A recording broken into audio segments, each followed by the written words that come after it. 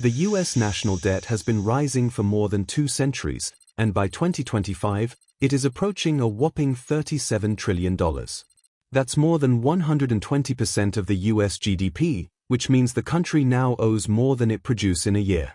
If the current US national debt were divided equally among all Americans, each person would owe over $107,000. Historically, it took the United States nearly 200 years to accumulate its first $1 trillion in national debt, but today, that amount is being added roughly every 100 days. The recent One Big Beautiful Bill Act, signed by President Donald Trump, raised the debt ceiling by $5 trillion and could add another $3 trillion to the national debt. So, what's really going on with America's finances? Why does the debt keep going up so fast? In this video, we'll break down what the US debt crisis really means, why it matters to Americans, and what could happen if it's not fixed. Let's first talk about what exactly is the US national debt, and who actually owns it. The US national debt is the total amount of money that a federal government owes to both domestic and foreign lenders. This debt keeps growing when the government spends more than it collects through taxes and other income sources. Among the world's advanced and major economies, the United States holds the largest national debt in absolute dollar terms. This means that even though some countries have higher debt-to-GDP ratios, the total amount of money the US owes is much bigger because of the huge size of its economy.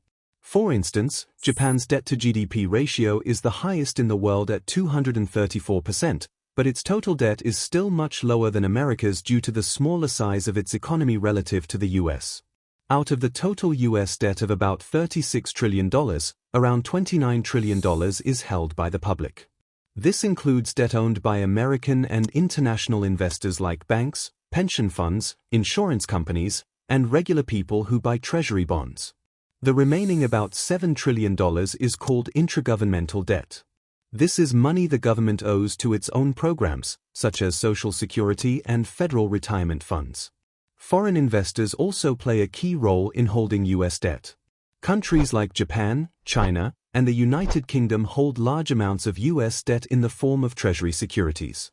Japan is the biggest foreign holder of the US government bonds worth more than $1 trillion.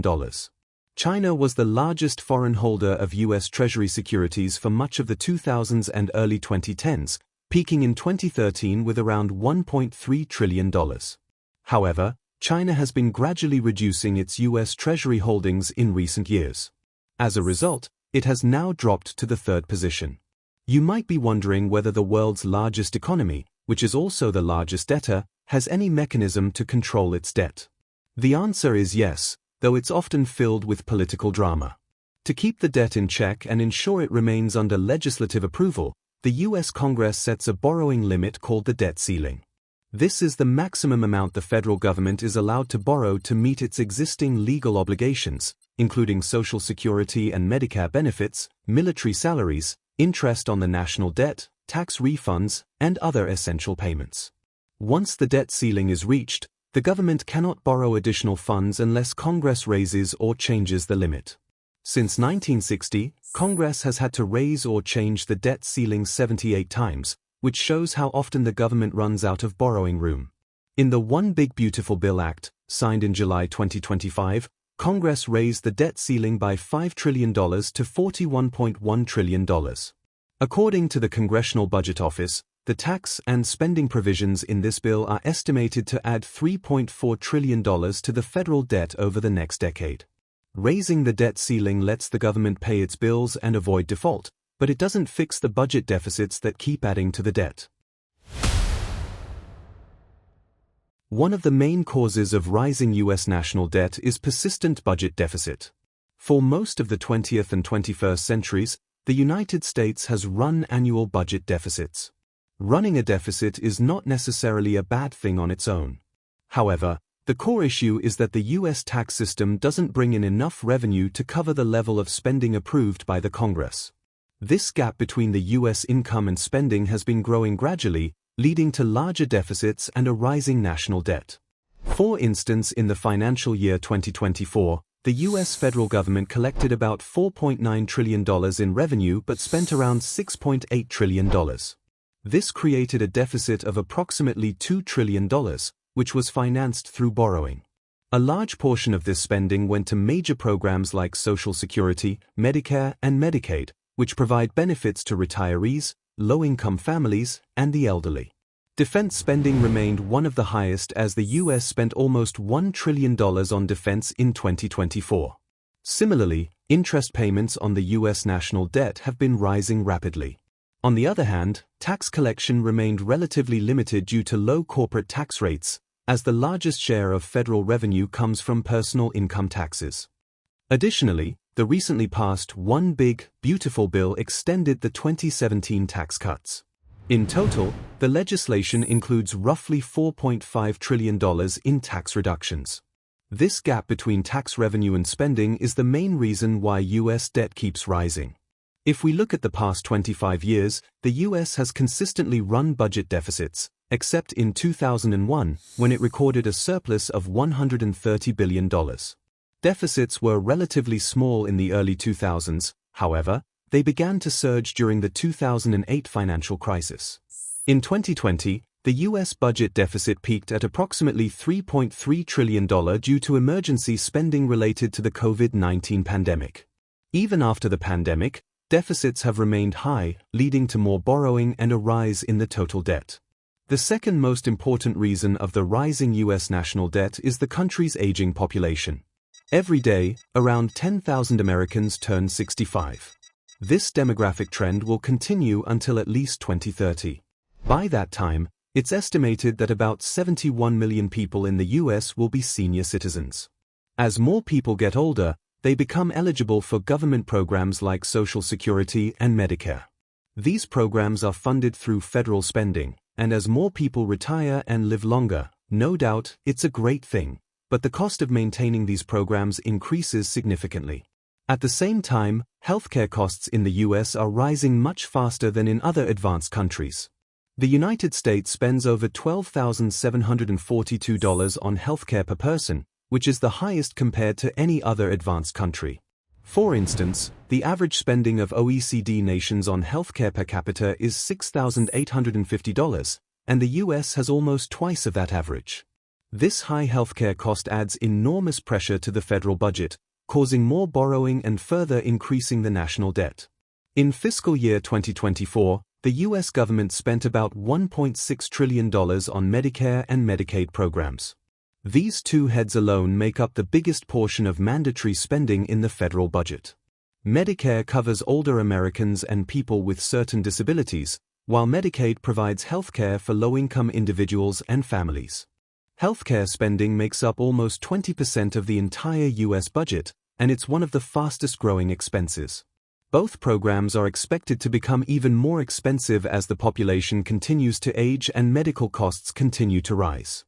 So, what are the risks of this rising federal debt, and why does it matter for the country and for Americans? First, as the national debt grows, so do the costs of maintaining it, especially the interest payments. Just like individuals pay interest on mortgages or car loans, the U.S. government pays interest on the money it borrows. In fiscal year 2025, the U.S. government is paying more than $2.6 billion a day just for interest payments, which is nearly $950 billion annually. That's more than the entire U.S. defense budget. As both the debt and interest rates increase, the government has to pay more and more just to cover interest on that debt. This reduces the funds available to address other important national priorities, such as education, infrastructure, healthcare, and public safety nets. It directly affects everyday Americans and the essential services they depend on. To manage the growing national debt and rising interest payments, the government may increase taxes, adding even more financial pressure on everyday Americans. In just a few years, interest payments could become the single largest expense in the U.S. federal budget. Second, increasing national debt will eventually slow the growth of the U.S. economy. If the existing borrowing trend persists without a significant shift, it will lower the nation's overall economic production in the long run. According to a report, the U.S. economy is expected to be $340 billion smaller in 2035.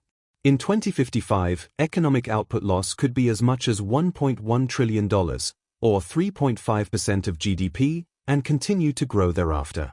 Additionally, the increasing debt can cut millions of jobs, reduce private investment, and slow wage growth over time. Third, a growing national debt can weaken the US dollar over time. The US dollar is the primary reserve currency with approximately 57% share of global foreign exchange reserves, 54% share of export invoicing and 88% share of foreign exchange transaction. However, as US debt continues to grow, it could gradually weaken confidence in the dollar over time. Investors might lose trust in the government's ability to handle its finances. This makes them less likely to hold US dollars or buy treasury bonds. This can reduce demand for the dollar and cause its value to fall. When the dollar weakens, US imports become costly and can lead to higher prices in the US. Many BRICS nations are increasingly moving away from using the US dollar, with countries like China, Russia, and Brazil already making this shift. If more nations adopt other currencies instead of the dollar, the US could face higher borrowing costs and lose some of its economic influence around the world. Finally, can the United States pay off its national debt? The answer is likely yes. The US is able to repay its debt, but it would be extremely challenging and would take a long time. Most experts believe the US debt has already reached an unsustainable level. When a nation's debt remains over 90% of GDP for a long period of time, it can damage the economy by slowing growth, lower investment, and increasing difficulties in meeting future emergencies. The US still benefits from the strength of the dollar and the fact that about 3/4, or roughly $27 trillion, of its national debt is held domestically. This builds strong confidence among international investors and has allowed the US to maintain its debt levels without facing a major financial crisis, at least for now. However, in order to reduce the debt, America would have to raise taxes, cut spending, and grow the economy. But that is politically difficult, as major programs such as Social Security, Medicare, and defense are costly and highly popular in the US. On top of that, the government pays hundreds of billions each year just in interest. In short, the US national debt is now one of the country's biggest challenges. It represents years of decisions to spend more than the government takes in. Borrowing helped the nation through difficult times, but it can't work indefinitely. The more the US borrows, the more it has to pay in interest, and the more difficult it is to solve the problem. What do you think? Will the US debt continue to grow, or can it be brought under control in the future?